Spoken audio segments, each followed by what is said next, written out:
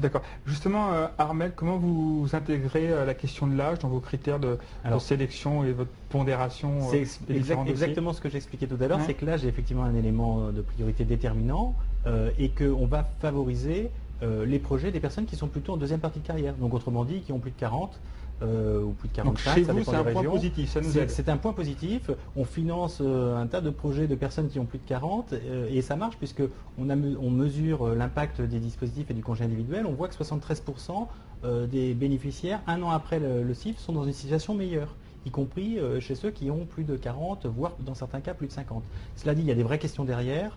Je pense qu'il faut aussi réfléchir et je pense que, je ne sais plus comment s'appelle l'internaute, mais qui parlait à 49 ans de changer. C'est clair aussi qu'il faut se poser la question de l'après-formation et la question du placement. C'est-à-dire comment est-ce que je valorise mon projet, comment est-ce que j'arrive à rebondir. Et ça, il ne faut pas le négliger parce que on est d'accord que sur certains métiers, quand on n'a pas d'expérience, c'est un peu compliqué d'évoluer. Donc il faut vraiment anticiper cette question-là et en parler. Et le fait d'en parler, comme on le disait tout à l'heure, avec des professionnels, peut être un vrai atout pour dire, ben voilà, je sais que je prends un risque. Changer, c'est toujours une prise de risque, hein, voilà. Mais je mesure la difficulté et surtout j'identifie les obstacles pour voir comment je peux les contourner ou les dépasser.